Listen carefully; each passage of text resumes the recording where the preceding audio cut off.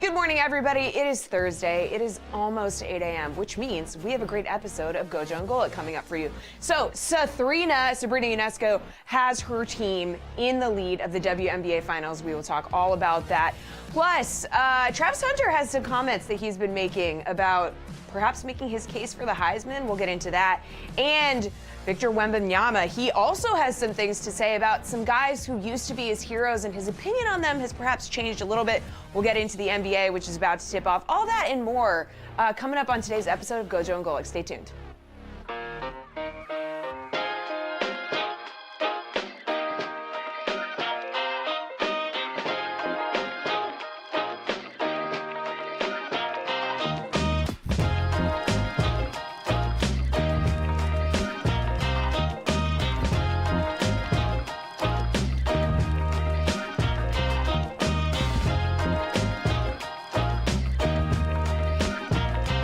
What's up, everybody? Welcome to GoJo Golic. Mike Golic Jr., Mike Golic Sr., Jesse Cofield here.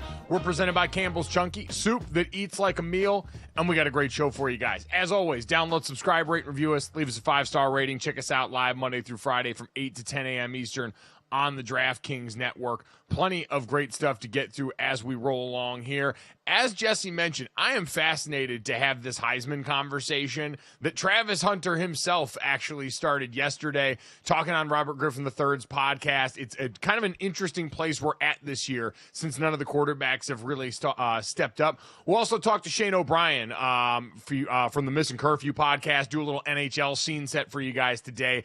As that season gets rolling along, the NBA stuff Jesse mentioned gets rolling along. We've got Thursday Night Football, which just turns into read the injury report and place your bets accordingly. And this MASH unit tonight will be no different. But, Dad, last night we got fireworks in all the postseason action here, and nothing more loud or ovation-worthy than SABRINA IONESCU. She hits the game-winning three with 1 second left as the Liberty mounted a 15-point comeback against the Minnesota Lynx on the road to take Game 3 of the WNBA Finals. Dad, this was electric. On a night where SABRINA IONESCU had not been shooting well in the lead up here, this ends up being one of the more cold-blooded shots that we've seen. And hearing the announcing crews last night, the great job that Rebecca Lobo and company did, this looks like, given the context and the situation, one of the bigger shots in WNBA history. Yeah, and Ionescu even said Brianna Stewart's the one that got us back in this game. Stewart scored 22 of the Liberty's 45 in the second half. As you mentioned, Ionescu was kind of off in this game, but their coach, Sandy Brondello, said in the timeout, Sabrina said, "You're taking the shot." I think there were 16 seconds when the ball was inbounded. She got it high up at the top of the key and just was basically left one-on-one. And she said she just needed a little bit of space. She created space. Ball left her hand with about 3 seconds to go, and it's a 28-footer that was nothing but net. I mean, just as all the NBA and WNBA players from around the league were tweeting, that was a cold-blooded shot, and it was when they needed it most. Just an incredible ending for the Liberty in their 5th championship finals, and this is the first time they've led. The first time they've led in the championship series. They've obviously lost all the finals that they were in, and first time they led because Minnesota won game 1 in this series, and New York won the next 2, and they can close it out on Friday. Yeah, as you mentioned, New York has played for the championship 5 times before this year. They're one of the 3 original WNBA teams still in the city where they started. The other 2, the Los Angeles Sparks and Phoenix Mercury, have both won titles. So still waiting for their moment, but Sabrina went a long way in that and had a little something for everyone in the post-game presser because the all-WNBA teams had come out yesterday, and needless to say, Sabrina felt some type of way about where she had been placed. Take a listen to this. In the last minute, like you were trying to prove a point. That was just a great all-WNBA second team performance.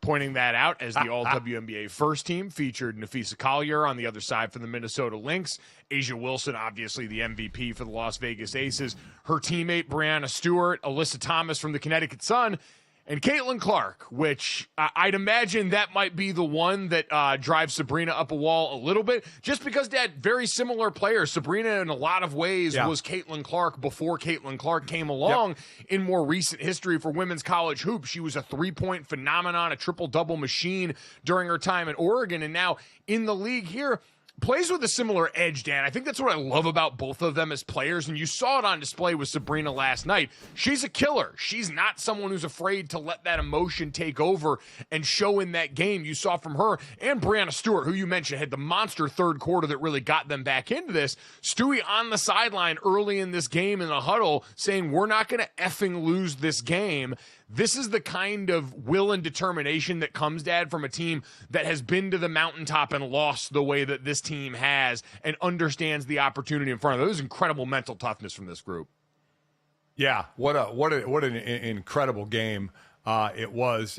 So we've had an overtime game in game 1, kind of a blowout in game 2, a 14-point win for the Liberty, and a last-second shot. So we in game 3. So we've been getting 2 of the 3 have been close games at the end. And again, in a series sport, well, really in a one-game sport like football, you got an overtime Super Bowl last year. So that's what you asked for. Hockey, game 7, overtime. I mean, you want it all. And so far, this series has given it to us 2 out of the 3 times. You can just hope it continues to do so. Yeah, and they're trying to go out and close it out. They know they've got one more that they've got to win, do the New York Liberty. So they're going back to their hometown, their home stadium, their home arena, I should say, on Friday to try and close this thing out. Man, the sweetest sound in sports, though, is what Sabrina got last night, Dad. That crowd at the Target Center that was frothing at the mouth the entire night here. Jam-packed. They did a great job going out and supporting that Lynx team. And as soon as she hit that shot, it was crickets inside there. And can I just say, I pointed this out last night, Sabrina Ionescu, honorary offensive lineman by way of marriage. Her husband, Cronus Grasu, former center at Oregon, current NFL free agent, I believe, but was with the Bears for a little stretch there. And so, by way of marriage, Sabrina Ionescu is beef, and therefore, last night, a win for beef everywhere. The thick community could all rally around Sabrina Ionescu because she is someone who has given her love to a large man. That's a nice 6 degrees of separation. That's well done. Right. I can make anything about fat people timing. if you just give me a little while. Yeah. Good timing award by you. Well done. That was impressive. Not as impressive as her shot, but still, that was impressive. Yeah, no, her shot, awesome. Stewie, 14 points in that third quarter. The big one for the Lynx, by the way, Alana Smith dealing with a back injury in the second quarter. She clearly was played almost 20 minutes, but was in a lot of pain and missing down the stretch for them. And as a result, it completely swung the balance of power in this game for a Lynx team that isn't a super team the way that the Las Vegas Aces or the New York Liberty are. They talked about it a lot in the lead up there. I saw Roz Golden-Woode, who was on with us, talking to that team about how they kind of organically came together and are now led by, Nafisa Collier, who is the MVP runner-up. So there are still plenty of bright days ahead, and the series by no means over, right? We talked about game one of this series. The Liberty gave up an 18-point lead in that game to lose before that blowout in game two that you mentioned. So this is one that's seen wild swings on both sides and dependent on health. It's going to be interesting, Dad, but I have a feeling this New York Liberty team smelling blood is going to be able to close the deal. Again, there is just something unique about the motivation of getting tantalizingly close to the thing that you've dreamt about and then having that taken away from you. And this group seems very aware and very willing to talk about how painful that is and how badly they want this. And I think that edge goes a long way. Yeah, maybe fifth time's a charm for this team. Obviously, the ladies on the team weren't involved in all five of the finals. But listen, they were favored, and rightfully so, going into this series. As I said, we got 2 out of 3 great games. But I agree. I think Friday at home, New York is going to close this thing out, and they'll end up winning the series. I would agree. So that going on in the W last night. In the world of Major League Baseball, Dad, Shohei Ohtani and them boys did the thing again. The Dodgers get an 8-0 win on the road against the New York Mets, including Shohei Ohtani going yard in this game. He's another guy that, like we had talked about with Aaron Judge, it had a little bit of a postseason slump when it came to solo home runs, but runners in scoring position, he continues to be a monster. He lets it off last night. Walker Buehler delivers big for that team. And October Kike Hernandez, I don't know what it is about this dude once sweatshirt weather hits, but all of a sudden he becomes an absolute monster for this team.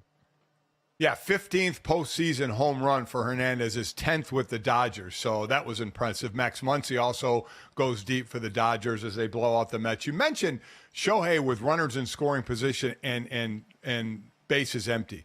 Listen to the difference. With runners, I'll do with bases empty first. With bases empty in the postseason, Shohei is 0 for 22, obviously no home runs, and 11 strikeouts. With runners in scoring position, he's 7 of 9, 2 home runs, and just 2 strikeouts. So put runners on, and he is money.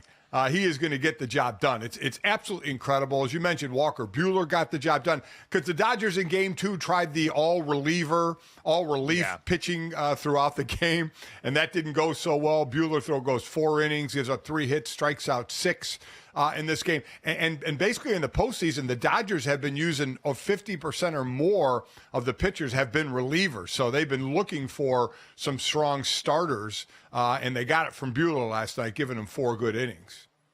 Yeah, they certainly did. Dad, that Shohei Ohtani stat to me just says great teammate.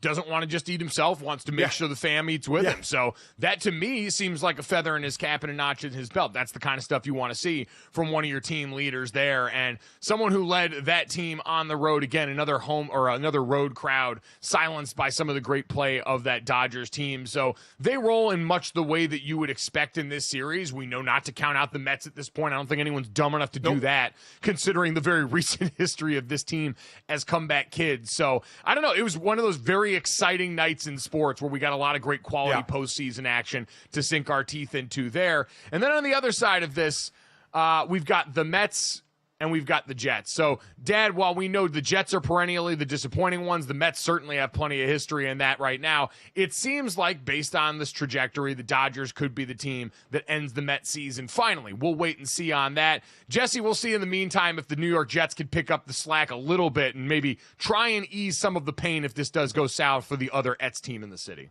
Yeah, so let's talk a little bit about this. Like, the dust has settled kind of on the Devontae Adams trade. Obviously, we still haven't seen him play yet, but you know how that feels.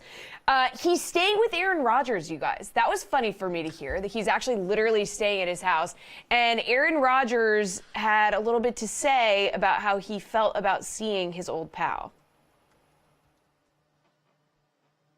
And I'll tell you what he was talking about. He was basically saying that it seems like he has had a drink from the fountain of youth. I actually had to Google some of the words that Aaron Rodgers used when he was talking about this, because it seemed like he was had picked up a thesaurus or something. He was really getting into it. But basically he said, yeah, it looks like he's drinking from the fountain of youth. Like, he looks amazing. He looks great. Do you guys see that? Do you feel like Davante Adams is the missing piece that can come in and sort of like give the Jets that push that they need?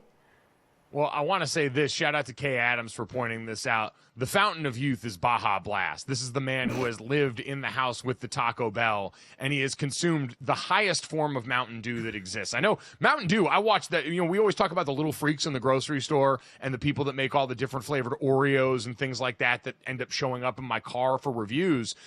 I walk by the beverage rack, like the aisle with all the soft drinks in it. Mountain Dew is letting their freak flag fly. Those people have come up with so many different flavors.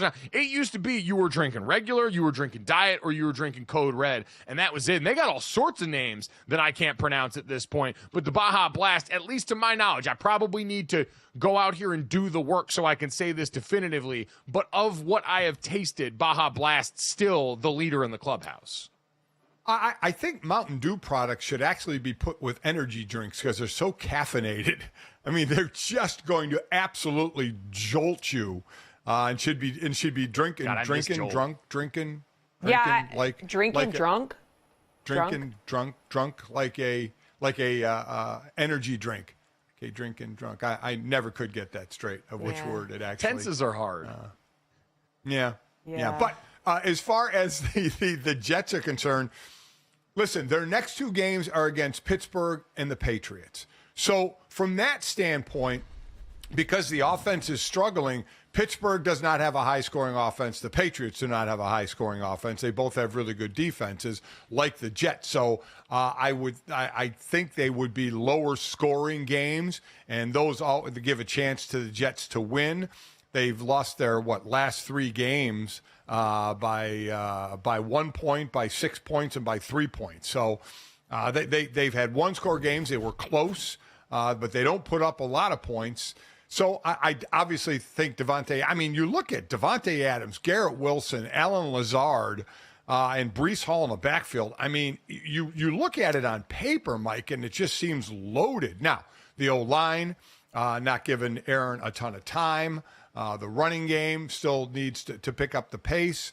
But boy, oh boy, the specialist positions there of wide receiver and running back, I mean, you could stack those up against pretty much anybody, but it just hasn't clicked on the field. Now, we'll see if the tweaking that Todd Downing has done to the offense, a little more motion, change of how the plays are called, the order of the plays that are called, how much it helps. Aaron said he felt like they had a little better of a flow. They actually scored in their first drive in their game against the Bills, the first time they did that all season. So we'll see. Davante's not going to hurt him. Is Davante the difference of this team now going to the Super Bowl? No, I don't think he is.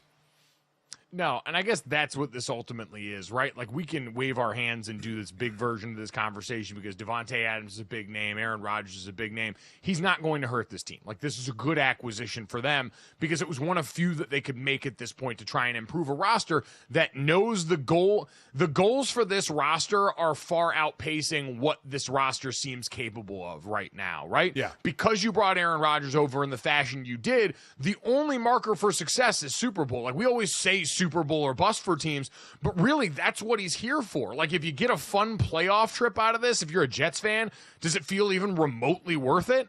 I don't know. Or other than that, you've just been the topic of conversation in a different way than you're used to for the last God knows however many months since he came up. And so I don't know if that's enough for you as a Jets fan based on the expectation for him coming over here.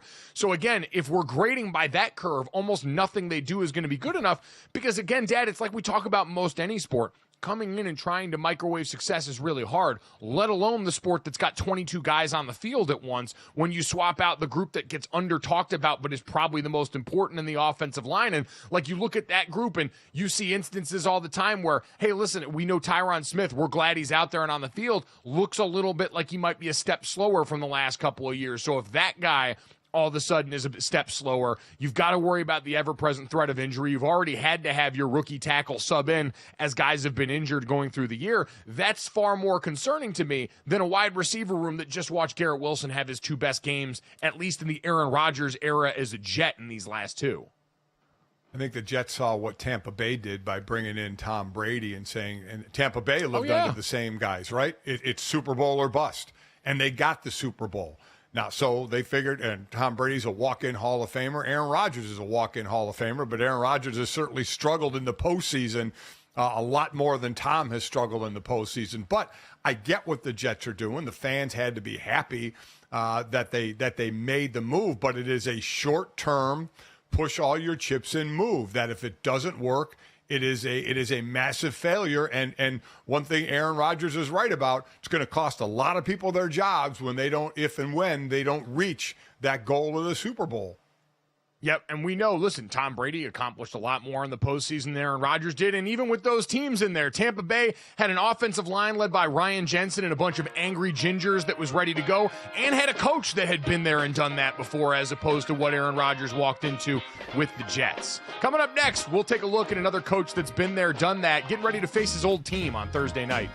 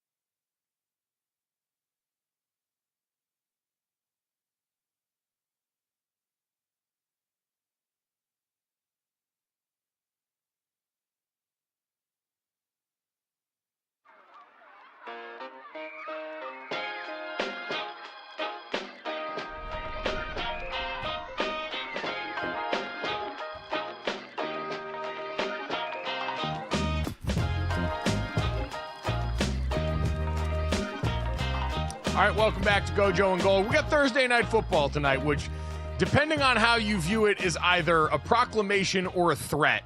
We at least have a reunion in this episode of Thursday Night Football. Dad, Sean Payton, the former longtime New Orleans Saints head coach, Super Bowl champion there, gets set to face his old team with his new boo in the Denver Broncos. But as usual, Dad, Thursday Night Football basically just starts by looking at and seeing who's actually healthy enough to make it to the field. And unfortunately, a lot of the biggest names in this game that we would have been looking forward to matching up aren't going to be out there. On the Saints side, Chris Olave down with a concussion, their best wide receiver, as is friend of the program Rashid Shaheed, who had to go and will likely have meniscus surgery and wind up on IR today out here in Los Angeles. And on the other side, the guy that would have been covering them, Pat Surtain II, also ruled out with a concussion in this game. So, Dad, this is kind of getting stoppable force meets movable object feel, although the rest of that Broncos defense, I think, has gone out and done a lot to earn more respect as the season's gone along. Oh, without a doubt. And so you have your two main receivers out for New Orleans. So you say, well, let's rely on the run with Alvin Kamara, but you have the interior of your offensive line is out as well for New Orleans and been out for a little bit. Their starting linebacker, Pete Werner, missed the last two games as well. The Swiss Army knife, Taysom Hill, is doubtful to play as well. So, I mean, what is Spencer Rattler supposed to do? They better have some designed runs for him. And you're right, the Denver defense has been playing better. And for this New Orleans team, I mean, it's just been going downhill since putting up 47 and 44 in the first 2 weeks, a 4-game losing streak. And in that losing streak, they've averaged 19 points a game, while the defense has given up 29 points a game. So it's been a complete reversal for them. And I don't know how it gets better. Now, again, Denver is not a juggernaut, but you know, they're 3-3. By the way, the three rookie starting quarterbacks that started the year all have a 500 record or better. Bo Nix is 3-3 with Denver, and both Jaden Daniels and Caleb Williams are 4-2. So that's pretty impressive out of rookie starters, all having at least a 500 record. Now, Bo Nix is playing the worst of the three for sure. And Spencer Rattler now gets his second start, but he's got to be looking around going, who the hell am I throwing the ball to?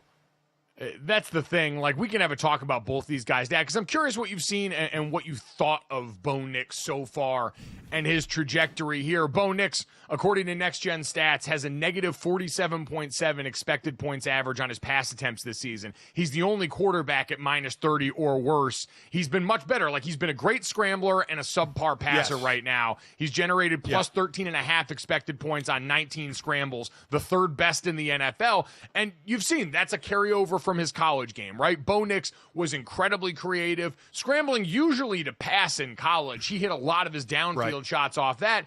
In the NFL, it's been a lot more, hey, if it's not there, I'm going to take off and run, because, Dad, this isn't a guy with a bunch of unique physical gifts at the quarterback position. So what do you make of his start so far? Well, I mean, he is playing more like a rookie. Caleb Williams has ascended like each game. Jaden Daniels started out well and has been playing well. Caleb has been getting better. Bo Nix is kind of playing that rookie role of, he has a good set of legs to scramble to throw or scramble to run, and he's relying on that more than his arm. We always say if you're a scrambling, running quarterback, you still have to make your hay from the pocket. You have to be able to throw from the pocket. Getting outside the pocket, whether to throw or to run, is gravy. It's a cherry on top. And Bo Nix is struggling from the pocket.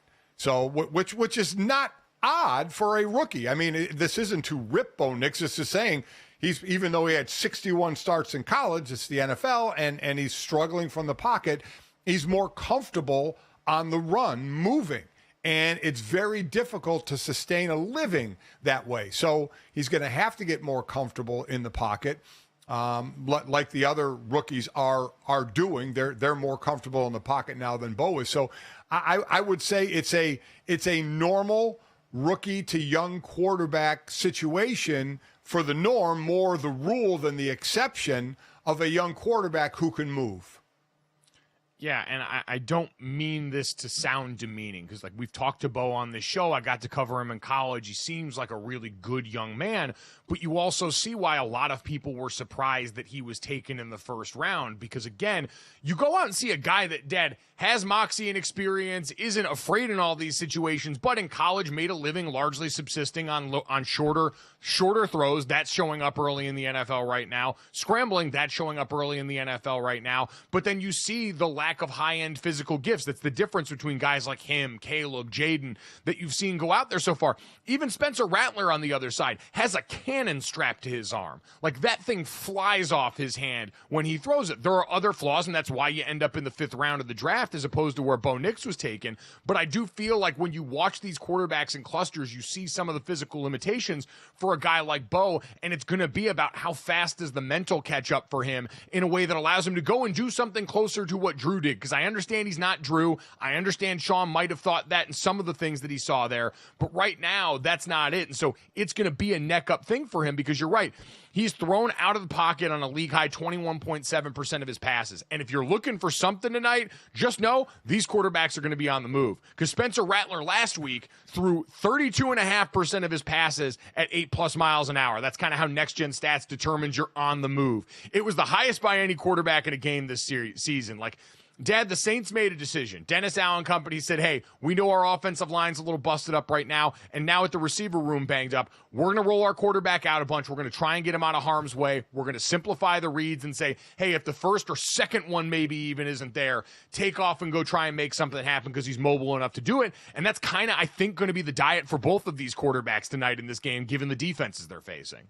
Let's be honest. This game should be won by the Denver defense. The Denver defense is not getting enough recognition for what they're doing.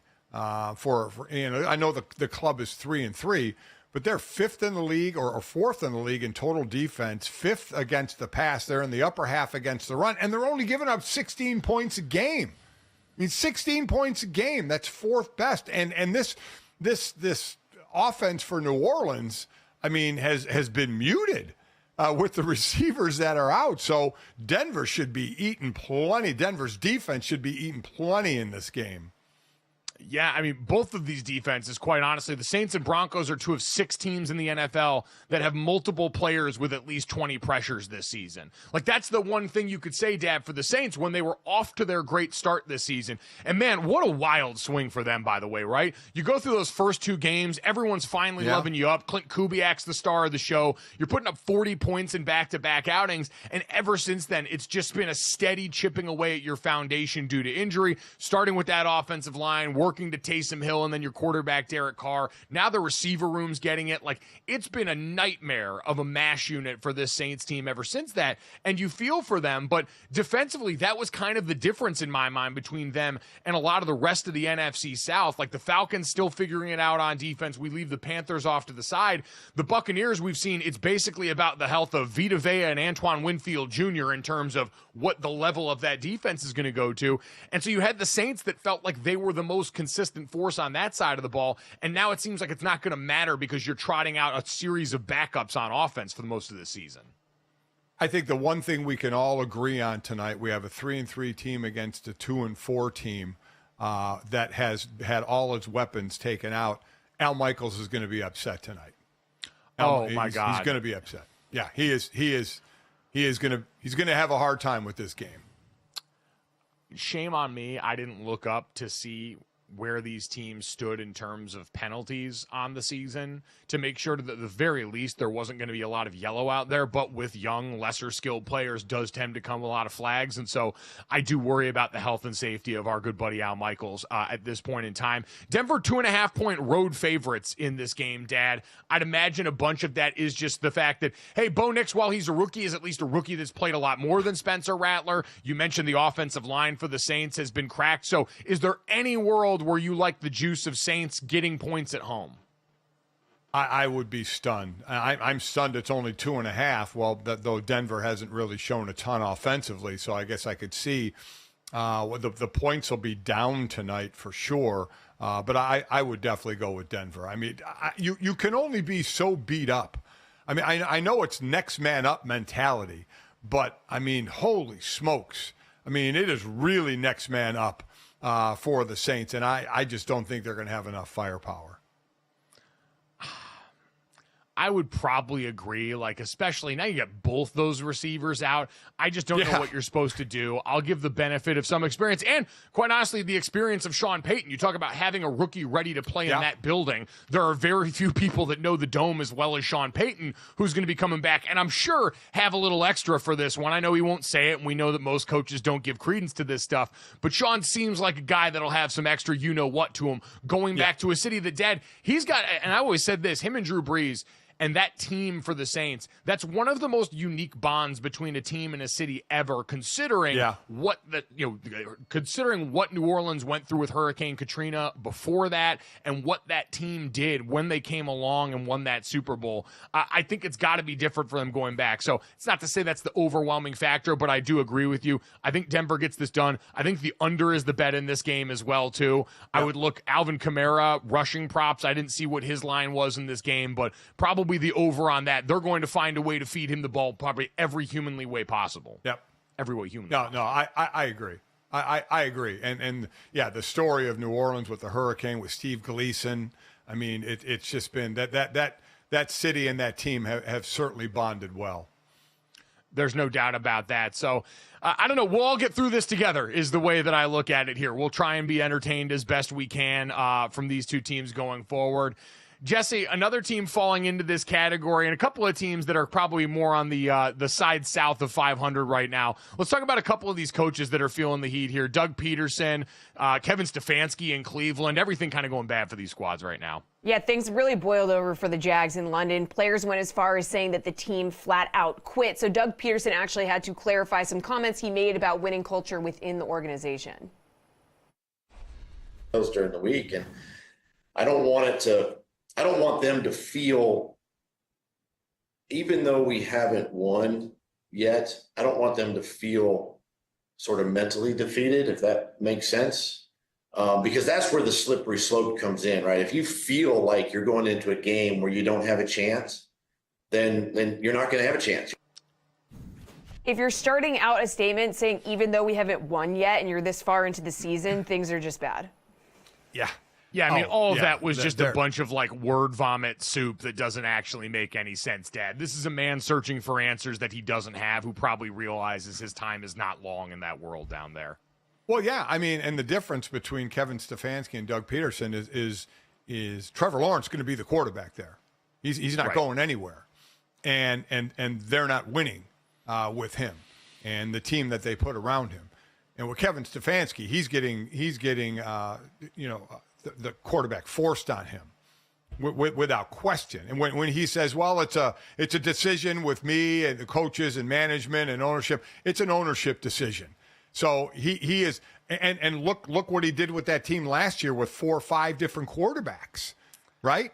I mean, so he's saddled with Deshaun Watson, and until ownership decides there's going to be a quarterback change, there's not going to be a quarterback change of the money they're paying him. So I think it's two different situations. They both are probably in trouble, but unfortunately, I think Doug is in more trouble. Yeah, it's one of those things where Kevin Stefanski, Andrew Berry, this Browns organization, I don't know how much each of them played a role in the signing of Deshaun Watson, but if you've got your hands on it, usually it's partially your responsibility. We talk all the time. Your clock as a head coach starts when you draft a quarterback or bring one over in free agency, and for it to go this famously bad, the outlier and the difficult part for Kevin Stefanski is right, though, Dad. He was coach of the year last year. He went out there and made chicken salad out of chicken you-know-what at the quarterback position to the tune of a playoff appearance for this team. And so I do think that becomes a difficult part of the eval where you're trying to make the decision as an organization, do we want this guy around to pick the next batch of groceries for the meal we're trying to cook? Right now, the decision for the Browns is, when do you bench Deshaun Watson? Again, he's not the only problem on that team. They've had some bad play, and they've had massive injuries on that offensive line. He's not the only problem, but make no mistake, he is a problem, and it's just a matter of if and when they're going to bench him. No doubt, and the when needs to be a lot sooner if you're going to hope to salvage anything of that season.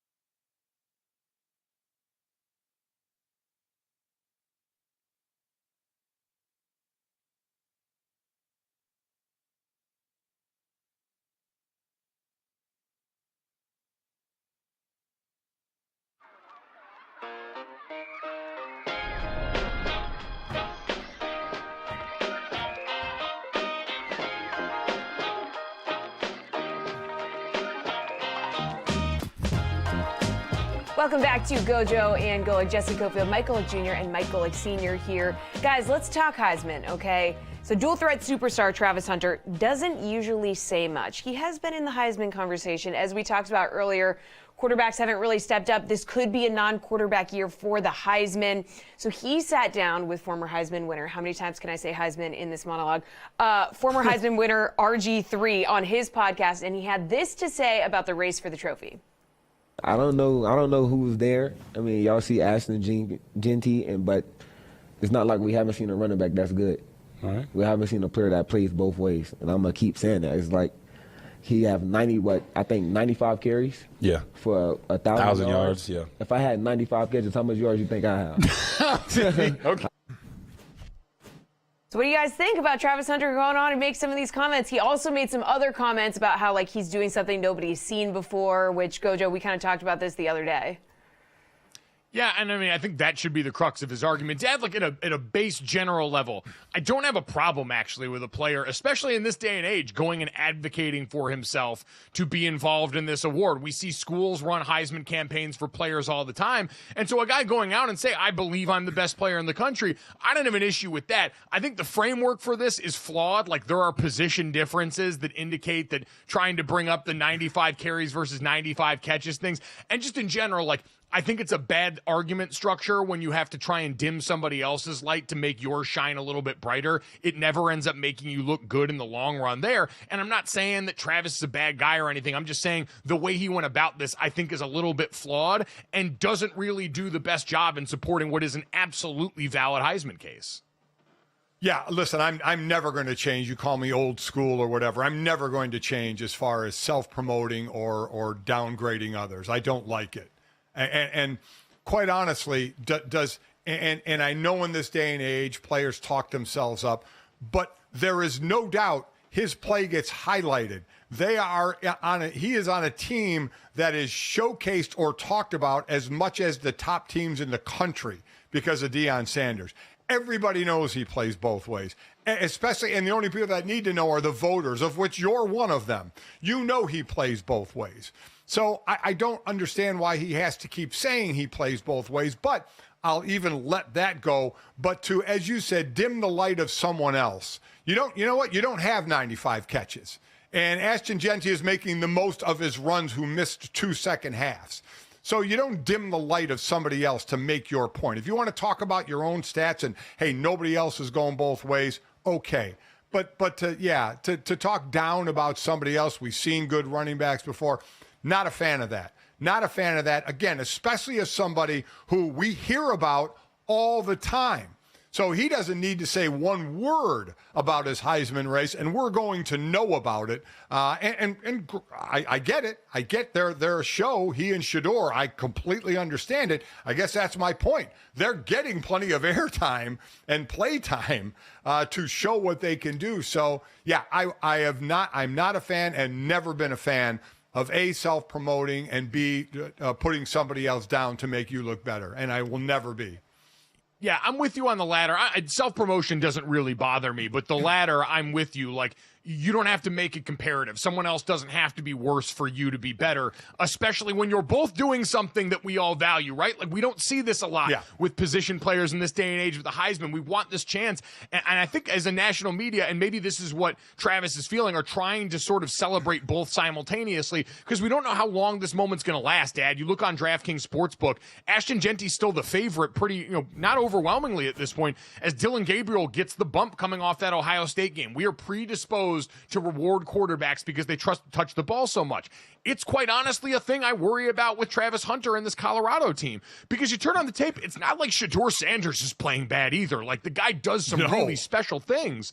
And so you've got the attention economy for Colorado bought up by a lot of different things. You've got Shador Sanders playing incredibly well. You've got the ever-present Deion Sanders and the star power that he commands. And then you have Travis Hunter, who leads Colorado in receptions, yards, and reception TDs, hasn't allowed a touchdown on the season, has 3 passes defensed and 2 interceptions.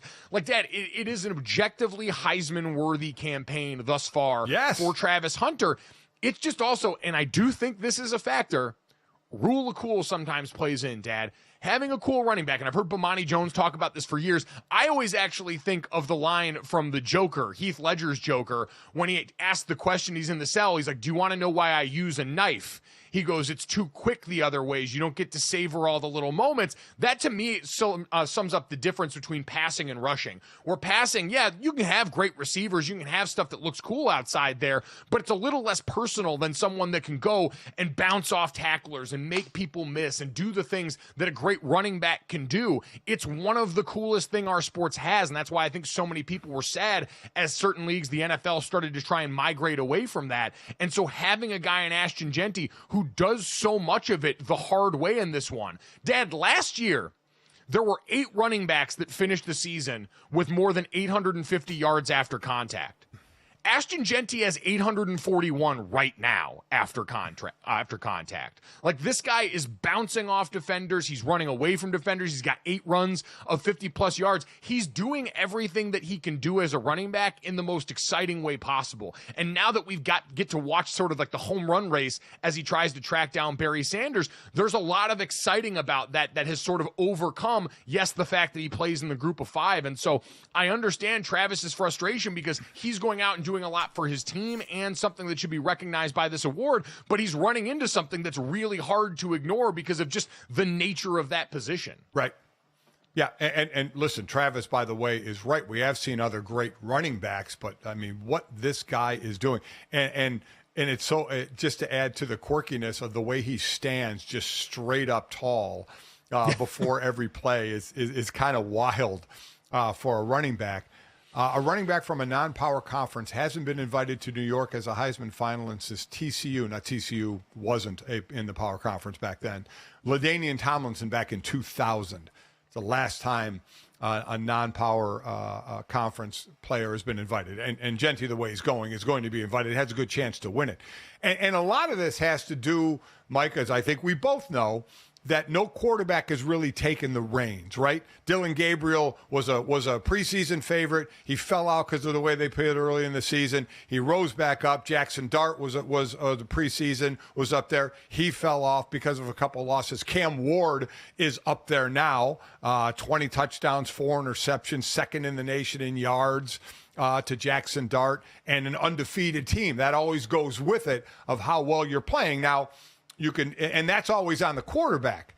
That wouldn't be on Travis Hunter or on Jeanty because of the positions they played.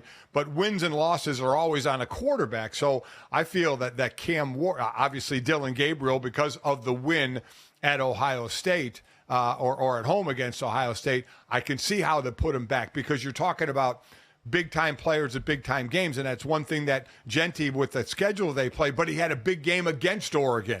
Did Jeanty, so he showed he could play well against the Power 4 conferences. So, I'll go back to with him. He gets a huge boost because the Group of 5 gets a playoff team this year. People are extra interested in Boise State because right now they're the leader in the clubhouse for that. And Dad, the level they play at, it actually does afford him some opportunities. Like, we're going to prorate the game they've got coming up against UNLV, who's another team in the Mountain West that's done well against Group of 4 or Power 4 competition, is in the mix for this, even though they lost to Syracuse and that knocked them out of the top 25. You've got the game against Oregon State to finish the season off, which is another team kind of existing in that Power 4 limbo after last year. He's going to have opportunities that right now, Travis Hunter and this Colorado team, it's going to be harder to come by because Arizona and Utah are 500 teams right now, because Kansas, who's left on their schedule, bottomed out and is sitting there at 1-5 so far this year. And so some of those things we thought would be built into, and still is going to be an exciting Big 12 race, I don't know if they'll necessarily have as much juice. And we just got to hope Travis Hunter's healthy too. Got banged up in this Kansas State game after dark that got played last week that they lost, that kind of put them behind the 8 ball in the Big 12. So you're right though, that scheduling, having Heisman moments, we hear about it all the time, but part of that is what Jeanty got early on against Oregon, got him in the news cycle. Travis Hunter has that inertia coming over from last year. The guy they need to worry about is Quinn Ewers, by the way. If you're looking at people who have opportunities in big games to go out there and produce, Quinn Ewers came back from injury. Arch Manning sat in those couple of games. Didn't look great against Oklahoma. They won that game on defense with the run game and I think with the play calling of Steve Sarkisian. But if he gets back to the form from before injury, Dad, and that's a big if, they've got opportunities with Texas or with Georgia starting this weekend. They're going to have Arkansas, Kentucky, Texas A&M by the end of the year could be a very different game if that team keeps up their trajectory. So he's going to have a couple of opportunities and has that chance as best player on best team to kind of go and work his way in there. And he's further down the odds list right now. I believe he's got the 10th best odds to win the Heisman at this point. So I'm wondering, say they run the table, say Oregon runs the table, Texas run the table, and Miami runs the table. Now, Cam Ward actually by far has the best stats. Dylan Gabriel has 13 touchdowns. Cam Ward has 20. He's thrown for a few hundred more yards than Dylan Gabriel. Obviously, Quinn Ewers' numbers are down because he missed a couple of games. So who do you think, if they play up to their capabilities and they all go undefeated, you do have to look at stats, but Miami will have had the less strenuous of a schedule, though the championship game, if it's against Clemson, would be a hell of a game. But as far as Texas in the SEC and Oregon in the Big Ten, they would have harder schedules but lesser stats than Cam Ward. If all were undefeated, Cam Ward's probably going to have the best stats. Well, and Cam Ward, I think, has to do the most for his team. Like, you watch them play, and he's dragged them to victory in these last couple games against Cal and Virginia Tech that were way too close for a team that's supposed to be in their range. And so much of that goes to the exemplary playmaking of Cam Ward. And again, we talk about with Ashton Genty, the way that he does things. Because, again, we can all box score stats, all these guys, but when you watch them, there's also a feeling associated with it. With Ashton Genty, you get a runner who seems unstoppable. And with Cam Ward, you get a guy that tries to play the position, and I've said this, he tries to do everything as nonchalant and cool as possible. The flat-footed throws, the sidearm stuff, holding it till the last minute and giving little no-look dump-offs. He's got a flair for the dramatic in his game that lends itself to an award like this. And so, Dad, if he keeps up this statistical output and they go undefeated and they get themselves into the college football playoff and all the things that seem in front of them right now, then yeah, I absolutely think he'd probably be at or near the front of the line on those guys just because of how much he's asked to do. Dylan Gabriel has the edge right now in terms of the way at least the betting market looks at him. He plays in a conference that gets more acclaim, and he's got a big-time win that he gets to hang his hat on already with what they did to Ohio State, where he played, I think, his best game of the season so far with some of the downfield shots that he hit. ESPN put out a mid-season top 25 players in the country. Would you agree that they have Ashton Genty number 1, Cam Ward number 2, Travis Hunter number 3, Kelvin Banks, the O-lineman from Texas, number 4, and Dylan Gabriel number 5 from Oregon? I appreciate them trying to throw Kelvin's name in the mix as a guy who has been, he's going to be the highest draft pick on that team more than likely unless Quinn really shines the rest of the season, or he'll be one of them. And one of the first round Texas offensive linemen taken in quite some time. So that'll be big for them. But I would say, Dad, I would probably put Travis second. I do think the novelty of what he's doing is worth that reward. I think he has been exemplary because we've had guys be two-way players. I mean, the Heisman Trophy winners we've seen on defense all had to moonlight in special teams or on offense to get enough momentum to win the award. But he's a legitimate starter. He's their best receiver overwhelmingly when he's on the field. And so I would have him second behind Genty right now. I think those two have separated themselves in the early going. You would be happy to see it. Number 6, another offensive lineman, Will Campbell, offensive tackle from LSU, is 6. Trey Harris, a receiver from Ole Miss, who unfortunately got hurt in that last game, is number 7. Nick Scorton, the D lineman for A&M, is number 8. Ryan Williams, the true freshman from Alabama, at number 9, and Derek Harmon, a D lineman from Oregon, who's a junior, is at number 10. So the true freshman, Ryan Williams, getting some love, and 2 O-linemen in the top 10. You got to be happy about that. And let me tell you what, that battle for OT1 come this spring when those two guys are draft eligible is going to be a movie. If you're feeling froggy and want a little O-line porn, go watch that Ole Miss LSU matchup from last weekend and check out the few matchups that we got between Will Campbell on the left tackle spot and when Walter Nolan, the D tackle for Ole Miss, that also going to make a whole lot of money because no one else could block that dude. When those two mutants matched up and went belly to belly, folks, we had ourselves a time. So you can go ahead and check that out. Coming up next, we will look ahead to some of the teams that have made their way into the top 25 of college football you may not have guessed this season.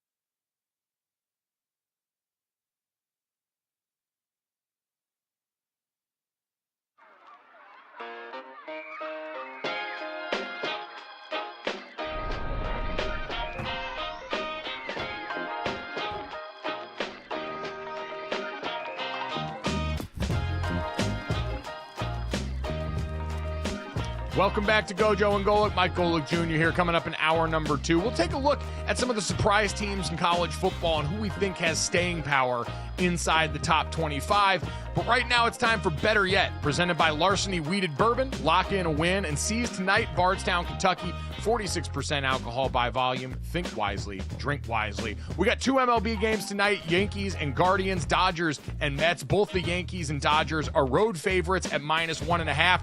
And I'm taking both the Coastal Elites as favorites in this one. The Yankees over-under at 7, the Dodgers over-under at 7.5. I think we smash overs, hit dingers, everybody prospers.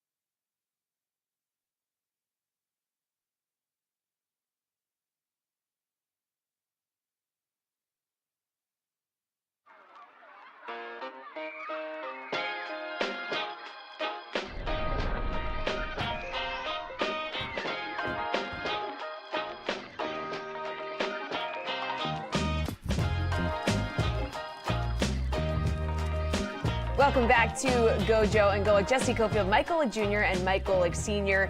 Fellas, last weekend in the Big Ten, we saw an amazing game between Oregon and Ohio State. The game did end in controversy, as we're all aware.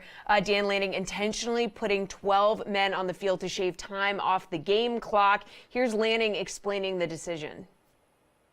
So it's called dog. It's when you play, but he wasn't in extremely tight coverage, but he was in dog coverage where he had safety on top of him. And yeah, there was a timeout before that. We spent an inordinate amount of time on situations. There's some situations that don't show up very often in college football, but this is one that obviously was something that we have worked on. So.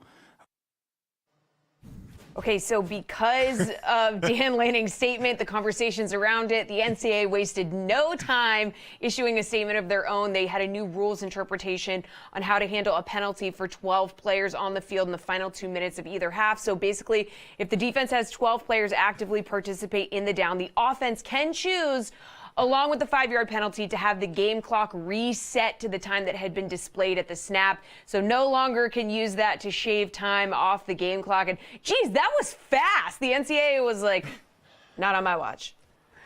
It's a good reminder of why we get so frustrated with the NCAA overall, because they changed this overnight because they wanted to. And we've seen plenty of instances where, whether it's been waivers for players trying to become eligible for a season, any of the other high-level decisions made around the sport, even scheduling, like in the pandemic when we saw BYU and Coastal Carolina draw up a game in a matter of days, it's a good reminder that they can, and when they don't, it's just because they don't want to, and that drives me up a wall. But this made a ton of sense, Dad, on face value. We talked about it. It's a different way in the NFL. They should have made it more similar. They did, and so I'm not going to lose too much sleep over this.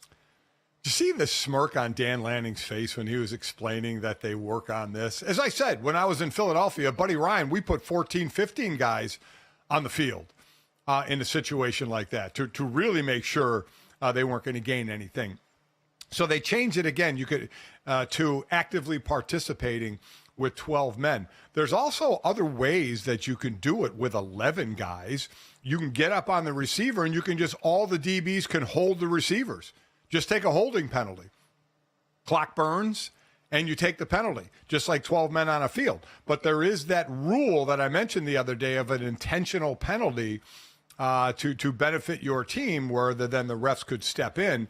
And if you have all the DBs holding all the receivers intentionally, I guess, again, you're asking refs legislating to look at intent is always such a difficult thing, though, Yes. and putting that on referees in high-pressure moments is, quite honestly, the last thing I want.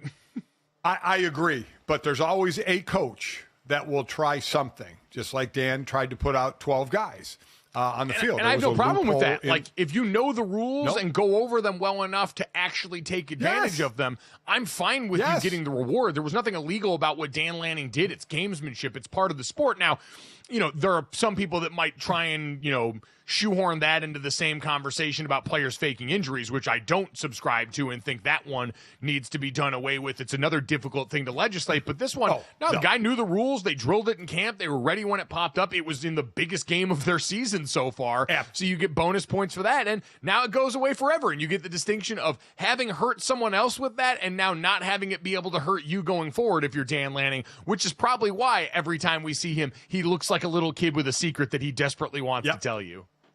Oh, yeah. Make no mistake. I do not fault him a bit. I mean, he used the rule to his advantage. There's nothing wrong with that. It's completely different than the faking of the injury, which I heard announcers trying to say they need to crack down on that. They're not going to be able to crack down on that. There's no official that's going to say, oh, he's hurt on purpose and he's faking an injury. It's not going to happen. If teams want to do it, they're going to be able to get away with doing it. There have been such blatant ones that haven't been called. They're not going to be called. But I'm glad, like you said, the NCAA, when they want to get involved, can get involved and got involved with this. This was an easy loophole to close. Like I said, the NFL closed it in 2012 after the Super Bowl with the Patriots and the Giants. And it wasn't even like the Giants used 12 men to their advantage. Justin Tuck was actually running off the field and didn't get off in time. So it wasn't even used in this way, but the NFL closed that loophole then, just like the college did yesterday, in saying you could put time back on the clock. So there's really no benefit to doing it. No, certainly not. So, again, you know, kudos to Dan Lanning for pulling it off and for making it happen. He's an extremely bright coach. He's one of the best young coaches in college football right now. He's cut from that Saban and Kirby Smart cloth, and so you could see all of that showing up in the way that he handles his business there. Speaking of handling business, Dad, Jesse, let's talk about some teams that have actually surprised us. Oregon may have surprised people in pulling that off and knowing that was a rule, but there have been a few teams that have now worked their way deep into the college football top 25 at near the halfway mark that we got to figure out if they have staying power or not. Yeah, which of these second-tier teams have surprised you this season, and how did they get here? I mean, we have our regulars in the AP Top 25, but what about these second-tier teams? Yeah, and I think second tier might be a tough way to put it here. There's some, we'll go surprise teams and make them sound like they're there because they're in here right now. We have Iowa State sitting there at number 9 in the latest AP poll, BYU at 13, and Indiana undefeated at 16. And if you listen to Indiana's head coach, Dad, if you listen to Curt Cignetti, it's no accident. He got asked about it at the press conference the other day and said, "How have you been able to pull this off?" And he goes, "I win. Google it. Everywhere I've been, I win." This is a guy that reeks of confidence, and deservedly so with what he's come in and done immediately to an IU team that is chock full of transfers, the way a lot of new coaching staffs tend to bring in football, Dad. But for Indiana especially right now, sitting here 3-0 in the conference, they were ranked 10th, picked 10th, in the Big Ten preseason poll. They have wins against Maryland. They have a couple other ones that are going to be coming up on the schedule here. So I don't know if you've seen any of this IU team, Dad. Obviously, Curtis Rourke, the quarterback, was someone whose name we knew going into the season. And so far, all he's done is go out and put up some pretty big-time numbers at the helm of one of the best offenses in college football right now. Yeah, 14 touchdowns, just turned the ball over twice with 2 interceptions. Of the teams we mentioned, Iowa State, Indiana, BYU, Indiana has the toughest remaining schedule. They before their last game of the season, they play Michigan and Ohio State. So those are going to be testers before they finish up with Purdue. They have Nebraska, then Washington, then Michigan State, and then they play Michigan, and then they play Ohio State. They have a bye in between those games. But, again, of the surprise teams we're talking about, they definitely have the toughest, especially finishing schedule. I think they're the best team of this bunch. I think BYU and Iowa State have a better opportunity playing in the Big 12 and how wide open that conference is right now, because for, Iowa State, it's kind of the same story. As long as John Heacock's there coaching the defense, that 3-3-5 that took college football by storm, that eliminated a lot of the big plays in the Big 12, that defense has been the story of this team. Rocco Becht on the other side at quarterback plays well. They got a couple of tight ends like we're used to seeing. It's the same Matt Campbell offense we've seen for years, where it's a lot of pre-snap movement. It's a couple of big tight ends and wide receivers. But in general, that group is doing enough to support a defense that's been one of the best in college football so far. And so I'd say for them, BYU, incredibly physical team, less statistically prevalent than that, but you've seen it in some of the games this year. Kansas State, who got a big win against Colorado this last week, who had really exciting pieces around that team, got pushed around a little bit in the trenches in a way that's uncharacteristic for that group by BYU. So they've got the physicality, but Curt Cignetti's bunch, Dad, I think to me is the most complete team of that group that we're talking about in terms of what they afford you both offensively and defensively. Yeah, and ranked 15th or 16th now, so they are still in the and they'll have a chance to prove it with Michigan and Ohio State, without question. Iowa State, you mentioned, the only ranked team they have the ranked at this point is the last game of the season against Kansas State, though they do face in a couple of weeks a Texas Tech team who is 5-1 right now. Cincinnati team is 4-2 right now. A Utah team is 4-2, but without their quarterback. We'll see what their records are when Iowa State plays them. So Iowa State certainly has an opportunity to be a part of the Big 12 championship. As I said, Kansas State, their toughest game, the last game of the season.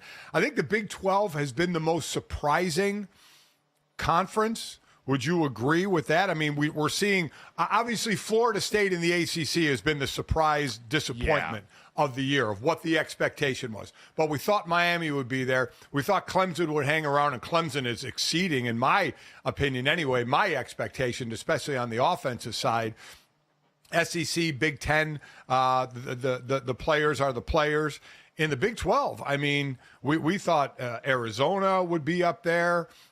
We thought Kansas State would be up there. And listen, they still have a shot, Kansas State, obviously. But, I mean, to have Iowa State, BYU being undefeated, I think really has surprised some people. But wouldn't you agree the Big 12 was probably the most upheaval as far as their standings?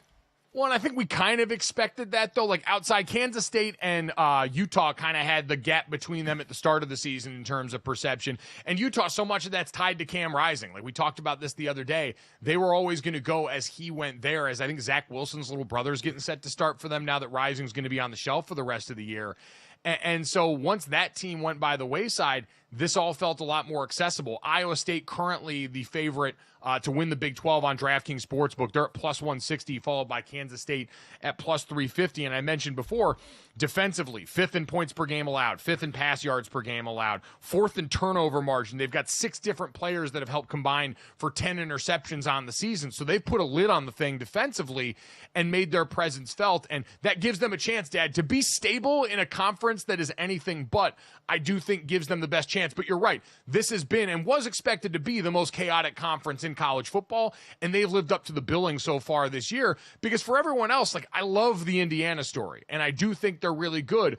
But like you said, they're going to run into Ohio State, who's going to make this really unfun. The Michigan game, is the one to me that's really interesting, because this defense for IU also gets after it, has some dudes up front that they can point to that can get the job done there. They are 6th in yards per game, 6th in rushing yards per game allowed so far, and 11th in points per game is IU on defense. And so for a Michigan team that's been completely one-dimensional on offense, and a Michigan defense on the other side that's going to have its hands full, they're going to have a win in the trenches. I firmly believe that. The Indiana offensive line is just okay, but that skill group and that quarterback can go out there and put up points with the best of them.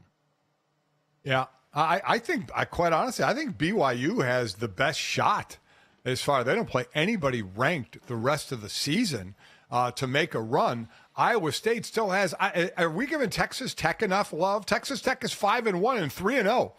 They're one of 3 teams undefeated in the Big 12: BYU, Iowa State, and Texas Tech. You know, Texas Tech and Iowa State play soon, so that will work itself out a little bit in the wash. But you know, just kind of another team that's doing better, I think, than expected.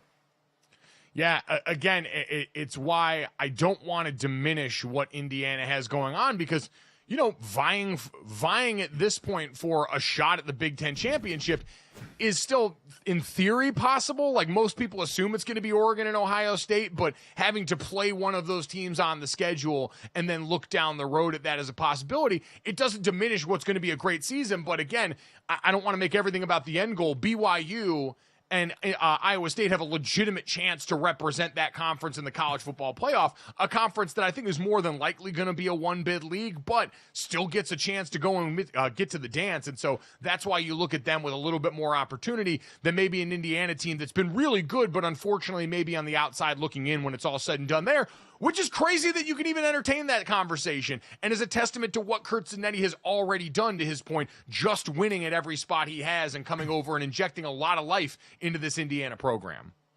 And we haven't even gotten to Pittsburgh, who's ranked 20th and are 6-0, and then Army and Navy ranked 23 and 25, 6-0 and 5-0. Notre Dame plays them both, by the way.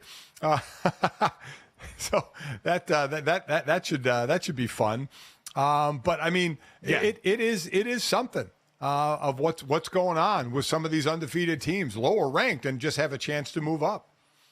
We know certainly some of it is the result of scheduling. Some of it is the result of Right. this conference realignment and the way that it's changed certain things with this. But at the end of the day, while I will always maintain the college football playoff didn't expand to help give us everything it's giving us now, it's been a nice byproduct for it. We might only get to Yes. enjoy it for a year before the Big Ten and the SEC decide that they want more teams from their conferences involved in the dance and given more defined spaces. But until then, I think this could be a really good proof of concept for the 12-team playoff to stay as is if we get a lot of these different voices and teams allowed in the conversation as we get to the second half of the season now, where we march toward with all of these teams still with their dreams firmly in reach.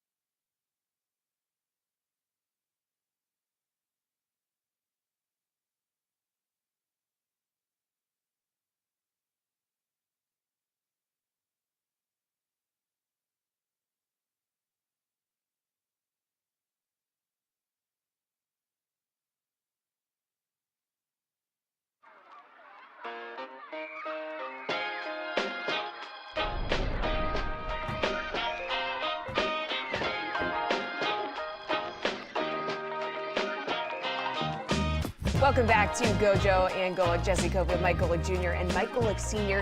NBA season is right around the corner, you guys, and everyone's working hard, gearing up, getting ready. And Victor Wembanyama is also putting in overtime on the mic, okay? In a recent interview, he had some thoughts on meeting some of his idols who have turned into rivals. Surprised me the most how truly like the best of the game in a good way. Some of them are really impressive and inspiring in the way they approach the game every night, but others that I used to like and now I'm just like I'm not sure that they deserve, they don't seem like they put as much work as I thought. I'm not disappointed, but I'm like that's it. But some of them, talking like KD, I got to know Rudy Gobert even more with the national team. I know their work ethic. I know how they, how they view the game, and it's really inspiring. Woo! Okay. Ooh. Coming out here a little bit spicy. Ooh. He shouted out some guys he admires, but yeah, he said like some of these guys that he's always admired, he's disappointed by their work ethic. He kind of doesn't feel like they deserve to be here. What do we think, guys? Fair or foul to say this? Senior, I know you don't like this coming out of the locker room. No, I don't. I mean, I'm not a fan of it. It's great for talk shows like this. Yeah.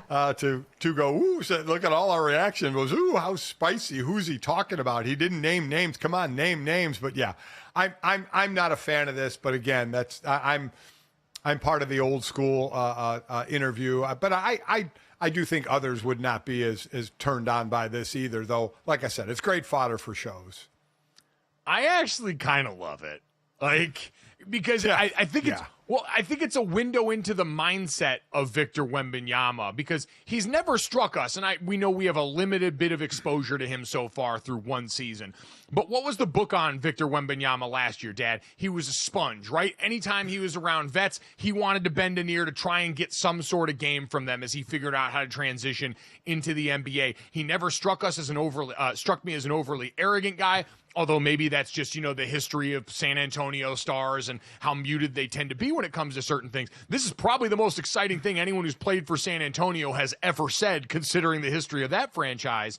But yeah, I look at this as, Dad, kind of a window into his mindset, where this is a guy that seems like, by all accounts, to have best player in the NBA trajectory and really wants to go out and work at it with all those things that I just mentioned in mind. And so he's going through that realization that I think a lot of guys go through when they get to high Division I sports, the NFL, the NBA, professional sports, where you realize, oh, not everyone actually loves this. Like, there's a lot of guys out here that are just very good at a thing that is very financially viable for them, but not everyone loves it enough to go work. I mean, hell, we watched Shaq and Kobe beef about that for years, where Kobe Bryant went out there with this maniacal dedication to the game and seemed constantly frustrated by the fact that Shaq could just walk out there and be better than him on any given night without putting in his mind what he thought was like the same work out there. So this is what kind of reminded me of Kobe in that regard, where he has a high expectation for the other people he sees as his peers, and when he sees them fall below that, it sort of registers on the Richter scale for him. I think what you said first is 100% correct. You're going to go into a league like you go to Division I, but he goes to the NBA and he doesn't know what to expect. Knows there's going to be great players, but then once he kind of peeks behind the curtain a little bit, says, oh, I thought everybody worked hard and everybody had a maniacal work ethic and worked as hard as me, as he talks about how hard he works, and realizes that they don't. Everybody's different. Some people get by more on skill. Some people have the skill and the work ethic, and some are in between. And I do think that he did realize that. Now, what effect it has on the court, we'll still see. His team is not going to be a playoff team this year, but we're talking more about individual play, where he's certainly going to be in the running for Defensive Player of the Year, and eventually, I would imagine, MVP as well. He's a freaking unicorn. And you look at the team. How much is Chris Paul going to help him as they start to try and build around him? Now, Chris Paul isn't certainly a long-term answer to build around him. But that's what everybody's waiting for, is you have a great player, but with a coach who is used to having great teams, and has hardware to prove it, of when can they build forgetting a championship team, but a playoff caliber team around him. I think this is the year we send up the signal that, hey, you're going to probably want to come here and play with this big French guy, because he's the overwhelming favorite by most in most sports books to win Defensive Player of the Year this year. And I think he's going to be a very real factor in the MVP conversation, Dad. I think we were flirting with that transformation by the end of last year. And now that he's had that full offseason, now that he's had the ability to kind of settle back, self-scout, and do all that stuff, this is a guy that, yeah, we're going to talk about work ethic. He's 7'4". Like, he's freaking tall as hell. He's one of the most uniquely physically gifted players ever. And so if he can continue to go and do any semblance of the things he's done, yeah, he's going to be involved in that. And the Chris Paul of it all, you know, you go and look at Chris Paul's impact over the years, added 20 wins to the Charlotte Hornets when he got there, added 8 wins to the Clippers, 10 to the Rockets, 17 to the Suns, 2 to the Warriors in his first seasons with those teams, or with in his time with those teams in that first season after the fact. And while it's not going to be the difference between them being a championship contender, especially not in the Western Conference as it currently exists, I do think that was what that team was missing, right? A battle-tested veteran who could come in. And listen, Chris Paul certainly has been grating to people in certain ways, got a history of hitting people where the sun don't shine and doing some things that we would consider unsavory, but he's a guy who's been around the block, who has a complementary game to Victor Wembanyama, a true point guard that can go and get him the ball, throw him ignorant lobs, all the things that we want to see. I do think that's going to be big for the development of Victor Wembanyama, even if Chris Paul on this stage in his career is not worth the same amount of games to you wins and losses wise. Yeah, I would agree. And I'm sure everybody is wondering, again, who is Victor talking about?